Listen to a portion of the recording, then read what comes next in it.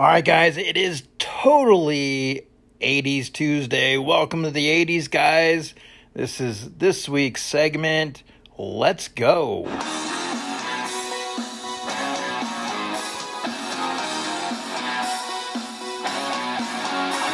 All right, now we may only allow members only, guys. Members only. Nah, just kidding. But do you guys remember the members only jackets? You know BK Phipps was rocking the pink one. I mean, come on, Justin, keep tons of fun. You know you were rocking the members only jackets. I mean, few items of clothing have stood the test of time like the members only jacket. I mean, after all, the tagline said, when you put it on, something happens. It's that simple. The members only jacket. Were you rocking yours? And of course, with your members only jacket, and you were going to be going out, you had to be sporting your Ray-Bans, right? Everybody had a pair of Ray-Bans, didn't you? So what were some of the things that were in the news back then in the 80's? Well, what about we had 6.5 million people hold hands for 15 minutes. Do you remember Hands Across America?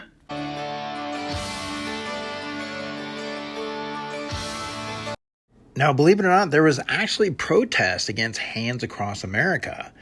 People had a problem with mapping out a route that began in New York City's Battery Park and ended up in Long Beach, California.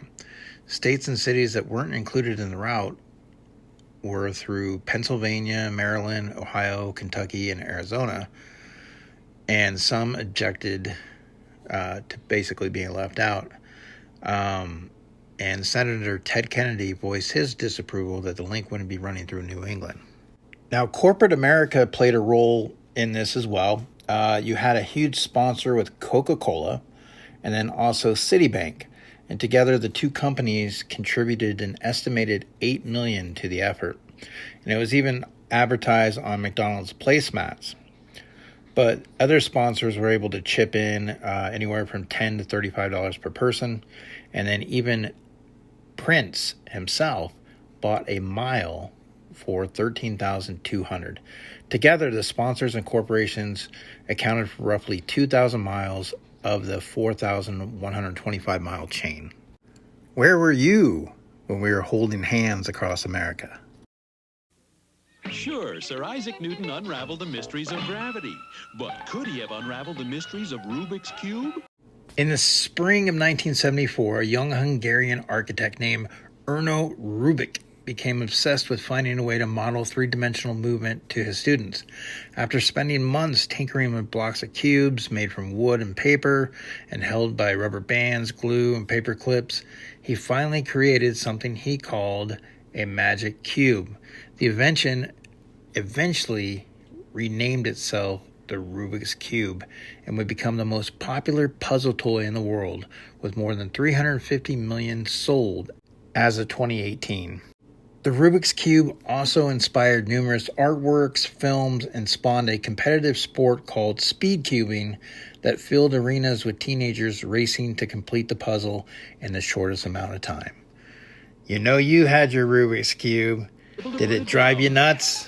Cabbage Patch Kids. The Cabbage Patch Kids. Oh, I remember Christmas time. People were everywhere looking for these things, trying to find one on the shelf, fighting over them. The Cabbage Patch Kids.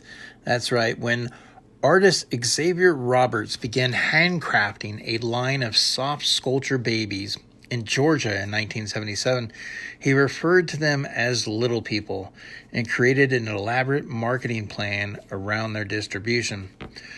Gift shops, retailers, they would never sell the creations. Instead, they said they would be adopted. So Roberts also corrected anyone who referred to them as dolls, preferring to call them babies or kids. And it worked. He sold over 200,000 of his little people before signing a deal to mass produce them with Coleco in 1982.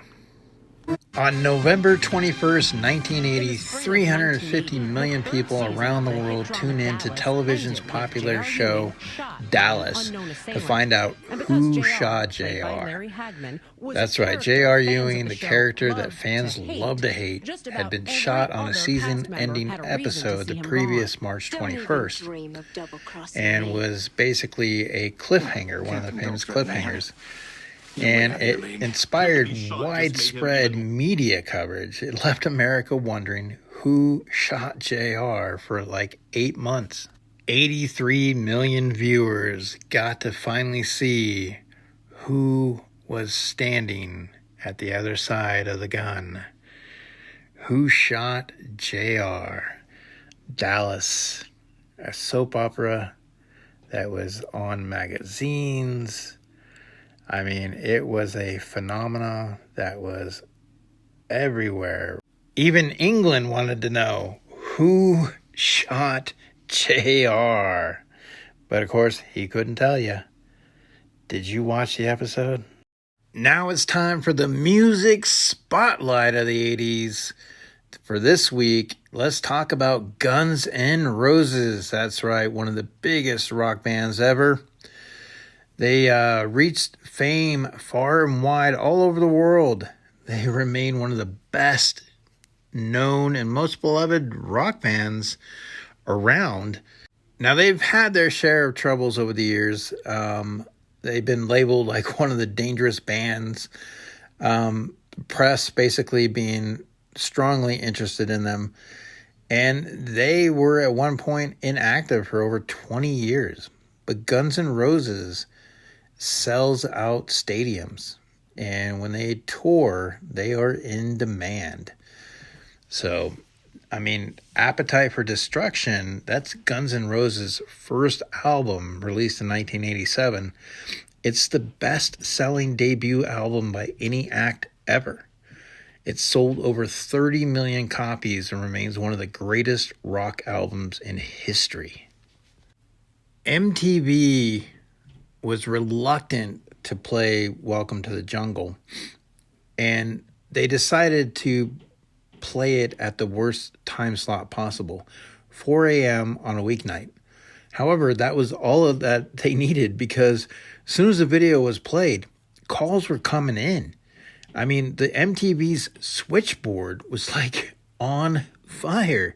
People wanted to know who this band was, when do we get to see this video again? And the rest was history. Now, after 2 decades of not being on speaking terms, Axl, Slash, and Duff, they teamed up for the Not in This Lifetime tour. And it turns out the fans, they really had missed the original Guns N' Roses, because 5 million people attended this tour. It made over $584 million, and the demand is still high for Guns N' Roses.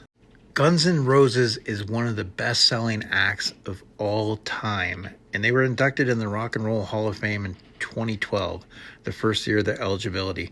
But Axl Rose didn't even bother to show up. He even wrote them a letter asking not to be inducted. I mean, well, he does have millions of screaming fans everywhere he goes. He's got lots of money and an endless supply of pretty much anything that appeals to him, so maybe he doesn't want the Grammy.